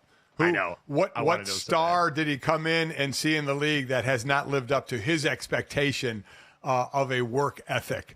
Because, yeah, he is soon to be one of the top players already, one of the top players in the league. ESPN did their top 100. Victor is at 11. He's just outside the top 10. Which, by the way, the top 4 are all, overseas players. Jokic, number 1, Doncic, number 2, Antetokounmpo, number 3, and Shai Gilgeous-Alexander, number 4. Jason Tatum's the first a U.S. player in the top 10. So Victor certainly will be in the top 10. Defensively, he's going to be number 1 most likely. But like I said, I brought it up last year, probably too early, of when do you build a championship team around? You have a high pick to get a guy like that for a reason, because you're not a very good team, but Pop is used to building good teams. So this is what everybody is waiting on. His greatness is apparent, but can he lead his team to the promised land? At some point, he needs, without question, needs a lot more help around him. Yeah, I feel pretty comfortable betting on that guy to be the best player in basketball in a matter of when, not if, and that when being in the next couple of years. And for that Spurs team to all of a sudden become a destination for people that want to play with the guy who's the best player in the league at that point, as we sunset some of the superstars of old and give way to, like you said, a group of players in Jokic, Doncic, SGA, and what he did last year. Certainly for the American-born players there, Anthony Edwards in Minnesota, now getting the reins on that full time. But Jesse, I also want to talk about a former MVP in the Philadelphia 76ers squad right now, because we're talking about expectations for getting over the hump and getting that championship. The bullseye has moved off of the Boston Celtics and squarely on the Sixers team that loaded up this offseason and might already be feeling the effects of the injury bug that they're trying to avoid. Yeah, God dang it. When you see something like this happen, you just got to feel for a team and a fan base like this. So Paul George is said to have hyperextended his knee, resulting in a bone bruise that could hold him out of the season debut, could hold him out for, who knows how long. How concerned should the Sixers be here? Do we need to temper our expectations? Because a lot has been made of this new addition. Yeah, Dad, I'm hoping this isn't a harbinger of things to come, because between this and then Joel Embiid talking about how he doesn't see himself playing in back-to-backs at all anymore, the 76ers schedule chock full of them this year, especially in the back half of the season. And so I am one who was already cautious about this team because of the difficulty that we've seen over a pretty big sample size now of star players making the move, not necessarily paying dividends in year one. And Paul George is coming from a Clippers team where health was the number one topic of conversation, and going to a 76ers team where it's the number one topic of conversation. And so I'm not saying the past is totally predictive here, but it's too built into the model for all parties involved for me to feel like I can really get excited about this 76ers team.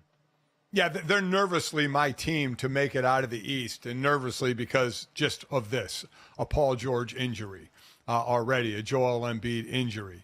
And Joel saying he's not going to play in any second back-to-backs. And there's 15 of them. The league average is 14, so they're one above the league average. The league average is 14 back-to-backs. By the way, if he misses all 15 back-to-backs, that would be down to 67 games. He could only miss 2 other games and still be eligible for the MVP, if that's important to him. They have the 65-game minimum that you have to play to be eligible, and especially if he's choosing to miss back-to-backs, which I'm sure the league isn't too happy about, especially for TV games and such, to say you're missing every single one of them. It's a team you have to hold your breath on, right? I mean, they have talent, but they have injury-prone talent. So I don't think it's a matter if one gets hurt. It's when, and Paul George already did, but how much time they miss, and can you be healthy by the time you get to the playoffs? That's where Tyrese Maxey remains, I think, the most important player on this team. As he took that superstar turn, it felt like last year when Embiid was out for long stretches, turned himself into an all-NBA caliber player. Can he go out there and with what seems to be limitless supplies of energy, man the ship as these guys have to manage the bodies of the other 2 stars that he's in the backcourt with? Because, Dad, you mentioned the back-to-backs. You're right. It's only 1 above league average, but 12 of those come after January in 2025. So you're in that final third of the season where we don't know. I mean, it could be a very competitive Eastern Conference again with the Celtics that we talked about, the Knicks, the Milwaukee Bucks that no one seems to talk about going into this season as Giannis nervously approaches staffers, asking them existential dread questions about the future if they don't win this year. Like, you've got all of that swirling around, and then you've got this 76ers team that might need, like, I understand Joel Embiid saying this now, but there might be stretches where, depending on where they're seated, what their station is there, I don't know how important the potential 1 seed is if they're vying for that, where they might have to selectively employ him in some of these spots. I don't think it's going to be that important to them. Even Daryl Morey said, we're going to be smart about it. Part of being smart about it is having both Paul and Joel probably not play many back-to-backs, if any. So that's not just Joel, that's Paul George as well. I mean, I don't imagine if now I would be stunned if both missed all 15 back-to-backs, but if they did, I would be interested to know their record once they missed those back-to-backs. And I can already hear the old guard saying, oh, back in the day, guys played 82 games. They played all the back-to-backs. There's no sense in even complaining about that now. It is what it is. It's just like NIL and the portal in college. There's no sense in complaining about it. It's here to stay. Guys missing back-to-backs, guys taking nights off is here to stay in the NBA.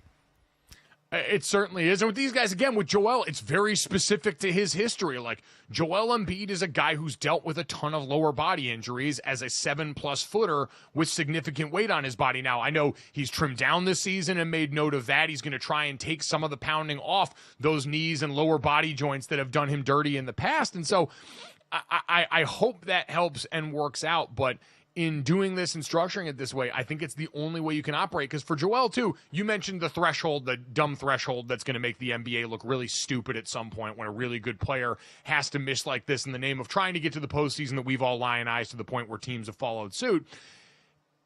Even if he misses that, what does he care at this point? He got the MVP. He got that validation for his individual performance that he had been seeking for a long time in a league with Nikola Jokic, who seemed like he was just going to keep running away with this, where Giannis had come in and been, a stretch 5 in the Eastern Conference that was winning MVPs. He got that. So now he knows the thing he needs. He's openly stated it. And so if everyone's goals are there aligned, who cares if he misses out on some of these arbitrary threshold awards for NBA awards that he would miss out on then? I completely agree. Completely agree. I mean, it's about the chip. It's not about the MVP award. So it's just a matter of what they're seeded, but I don't think they care. If those guys are healthy going into the playoffs, that's the bottom line. They have a chance to win the title if they're all healthy. So that has to be priority number 1. I'm saying, Wemby, baby, drop the names on us. Let's go all the way back to here. You gave us a couple of the positive names. You did the right thing. Make a burner, leak the names, watch the world burn. We need something to sink our teeth into before we get to the Christmas Day games. Coming up next, though, we'll sink our teeth into some hockey with Shane O'Brien from the Missing Curfew Bunch next.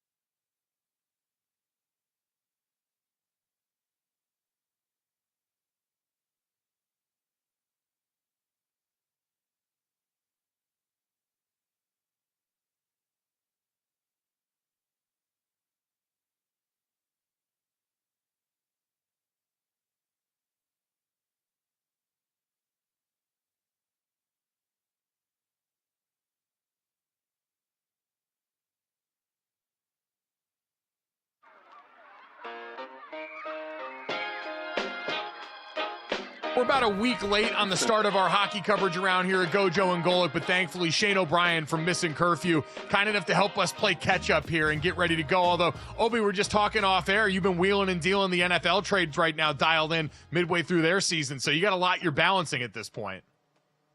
Yeah, exactly. Thanks for having me, boys.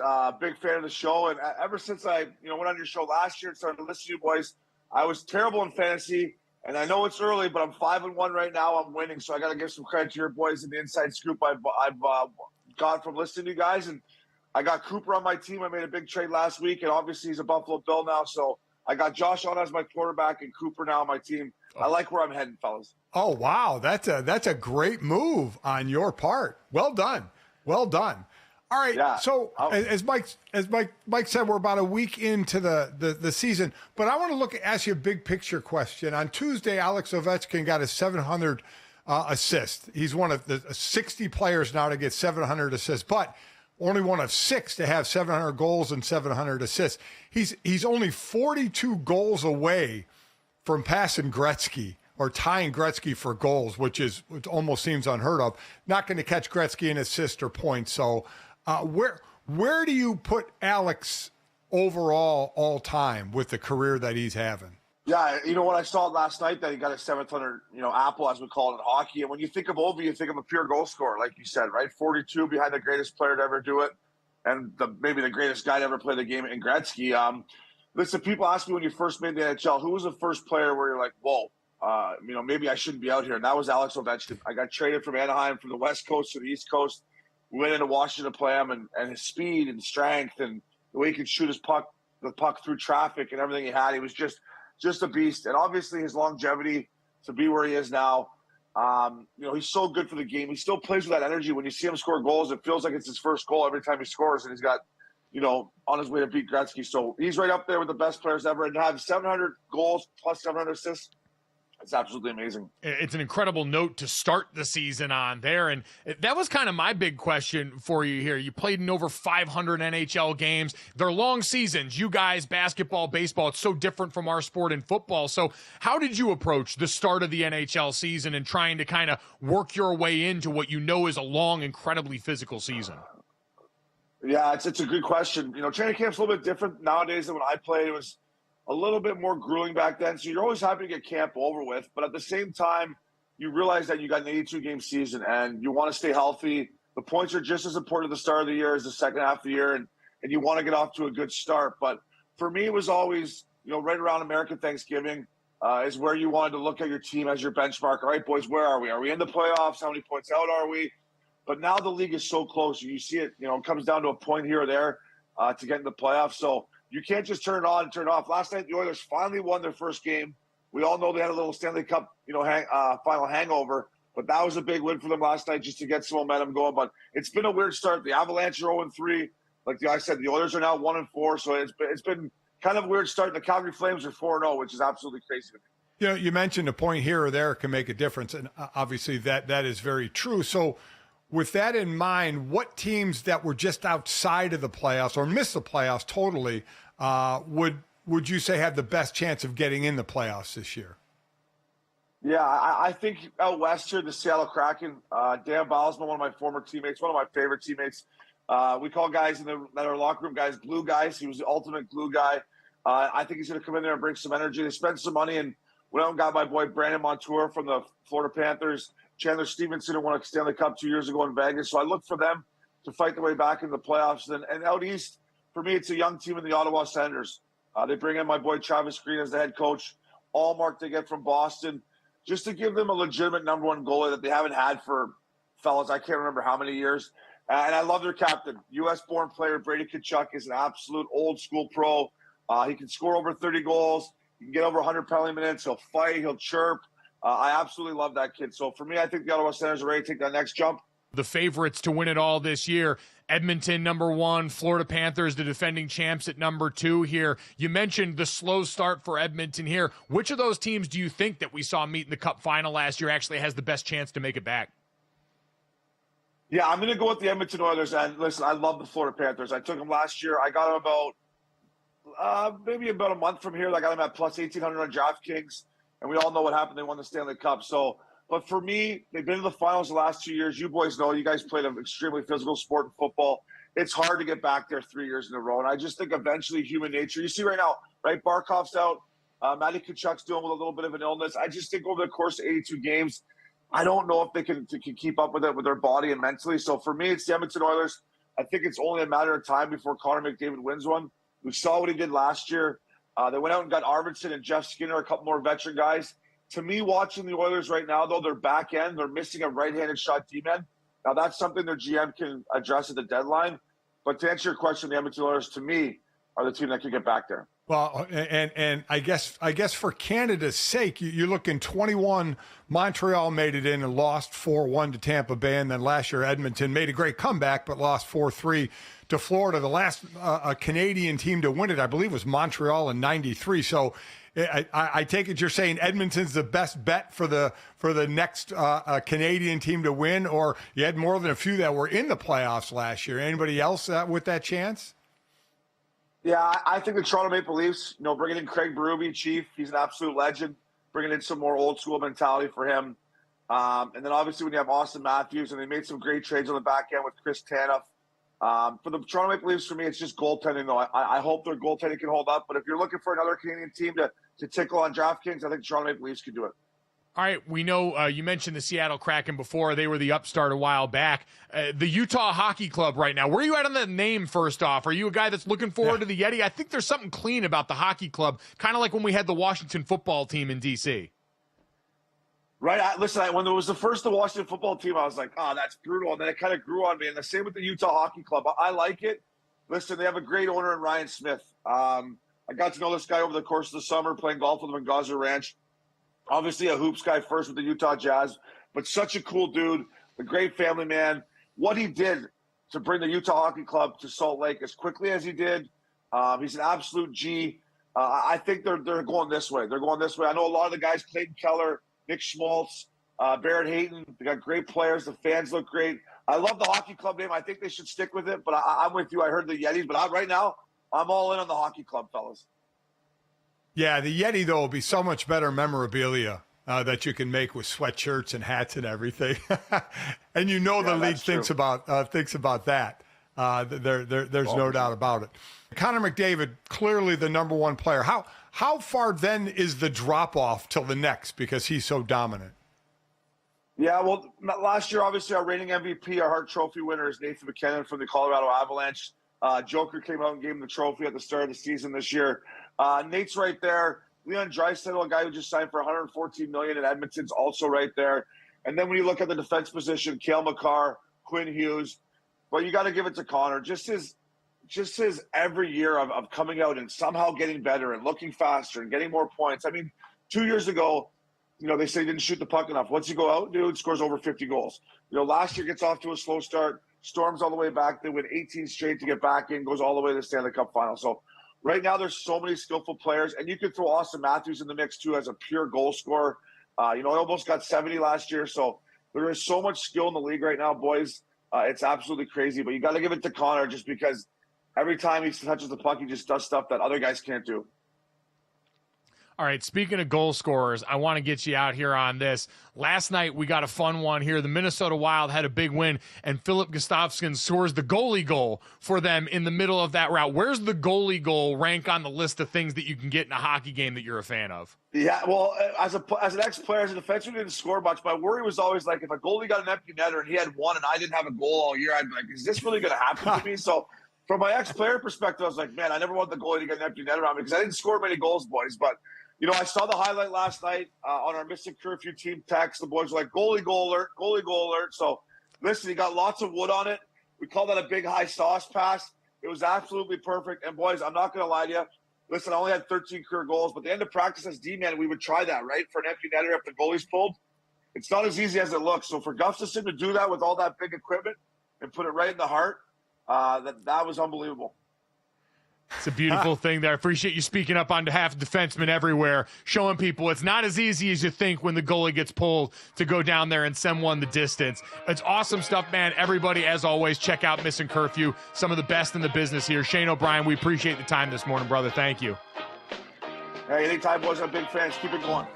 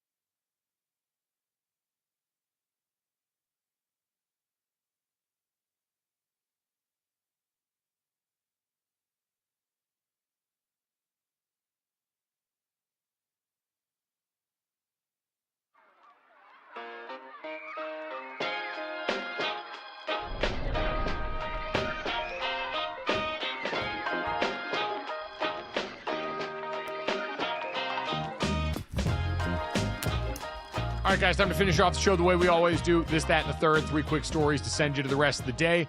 Make sure you download, subscribe, rate, review us, leave us a 5-star rating, and check us out live Monday through Friday here on the DraftKings Network, our YouTube channel, Samsung TV Plus, Roku, all of those great streaming platforms.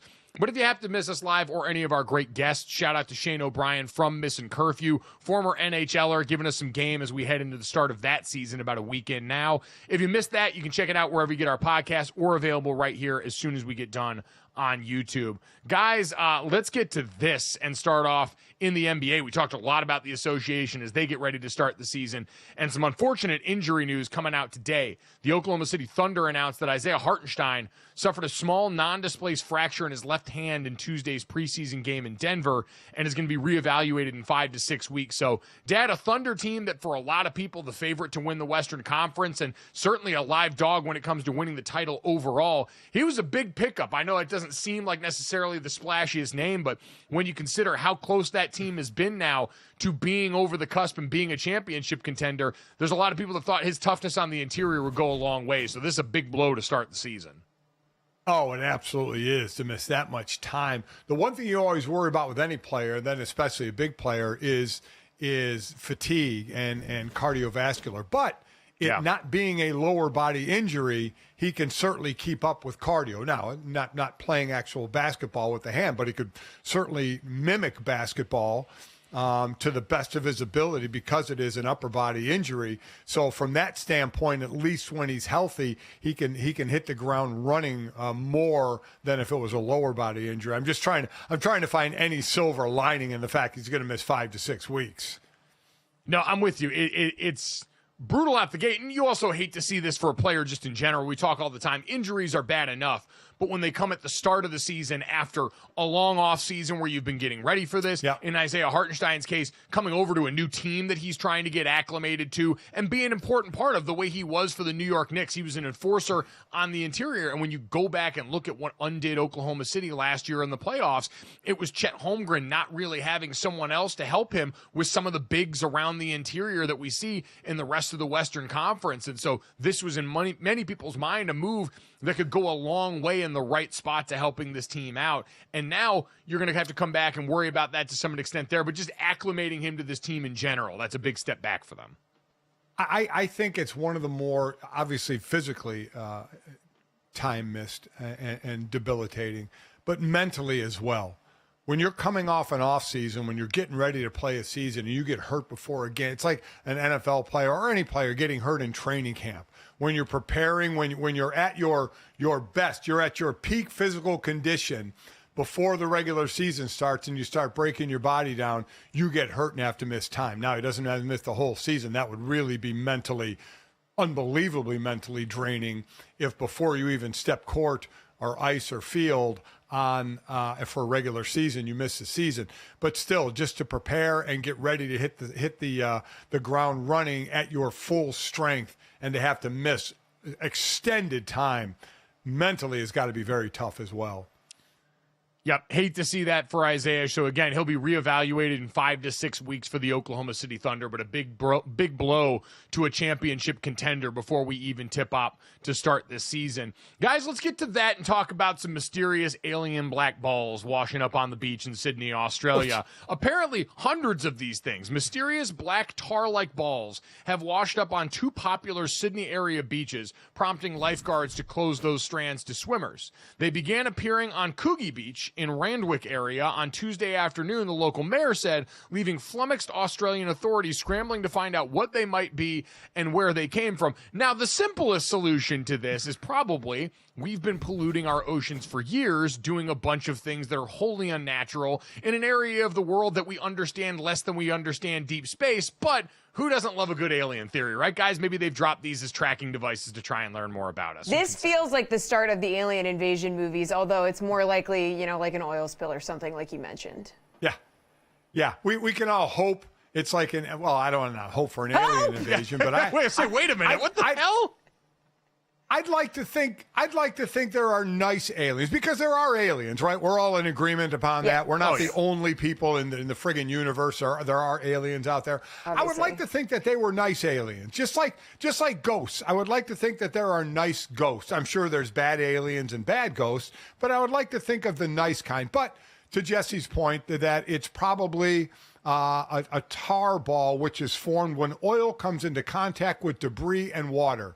So it's probably our own worst doing, our own messing up of the beaches. I will say, though, officials in Canada have also confirmed on Tuesday that they were investigating blobs of a white mystery substance that have washed up since September on the beaches in the far northeast Newfoundland and Labrador province. Those aren't dogs. Those are actually provinces in Canada. And so, I don't know. There's a lot of weird stuff washing up on the beaches. It feels like this could be the alien invasion moment. I don't know. And they say the white blob balls have been looked at, but the substances of its origin remain a mystery. So you don't know what it is. So we have black balls and white balls. Okay, there you go. Actually, it's a white mystery. It's a white mystery substance. So it's black balls. Oh, okay. All right. I was just trying to add to the story. You know they weren't going to be blue balls after that then. Exactly. Oh, it writes itself. Come on. It really does. I mean, sorry for being brave and saying the thing that you cowards were too afraid to say. This is just a reminder, by the way, don't go in the ocean. There's no reason to go in there. We don't know so much about that. Like, the idea that this could be equally as alien or just from the depths of an ocean that we do not understand. It's why the submersible people make no sense to me. Like, dog, that belongs to them. The folks in the ocean, the animals in the ocean, that's theirs. I want no part of what they've got. So I'm going to ask both of you. Jesse, let me start with you. Would you rather go to the bottom of the ocean or outer space? You're in a submersible or you're in a rocket? Oh, God. I mean, we got Challenger. We got Titanic submersible. I think I would go space, because we seem to be making a lot of progress in that department, whereas I feel like we haven't seen much progress in the, deep ocean aspect. So I'm going space. Mike? Yeah, I'm going space too, at least if I'm going to risk it for the biscuit. I get that weightless feeling as opposed to being down in the ocean where I'm just waiting for gravity to do the total opposite thing to me. So I would go that. What about you, Dad? I've never really asked you about this. My brother is a big space guy. Like, if you gave my brother the option to get on a rocket and go to space tomorrow, he would do it in a heartbeat without a second thought. I've never been that gung-ho about it. Dad, where do you fall on this? I think I would go into space as well. Looking back at the planet or other planets, I think would be kind of cool. Down deep in the ocean, it's dark, it's black. You're not really seeing anything unless you got obviously a light down there. Bro, and do you want to see anything down there? You've seen some of the animals that live there. It's terrifying. Plus, that's the thing. There are more things down in the bottom of the ocean that are going to ruin me than in outer space. I'm with you. We're all space people. Let's take our space people and let's move away from some of the unknown and go to something we do know and appreciate. Panda diplomacy, Jesse, on display once again between us and China. Thank God. Giant pandas are returning to D.C. after a one-year hiatus. So we got two pandas, Bao Li and King Bao, arrived in Washington, D.C. on Tuesday. There was the 11-month panda absence, like I said, at the Smithsonian National Zoo. This is the zoo, by the way, I grew up going to because I'm from Virginia, right outside D.C. And it's an amazing zoo, and the pandas were like always a big deal. So we had a 10-year deal with China with prior pandas. Those pandas went back to China. There was confusion about whether we were going to get new pandas, and here they are. They're here. So we got two new ones, and this is now another long deal, I think. And it costs $1 million a year, but it's worth it to have the pandas. Yeah, it's a 10-year deal. Could this, with all the garbage going on in the world today and the China against the U.S., could the panda bears bring us together? Could the panda bears draw peace between our two nations? We can only hope. We're not even paying as much average per year for pandas as we are for running backs anymore. And you want me to believe we actually value these guys here? When are we going to have a $50 million a year panda? That's when we'll really have healing between these two nations. In the meantime, if you think we're anywhere close to a $50 million a year panda, download, subscribe, rate, and review the show. Leave a 5-star rating. Try and help us out in the war against the algorithm. Thanks so much. Enjoy Thursday Night Football with Angry Al Michaels. We'll talk to you tomorrow.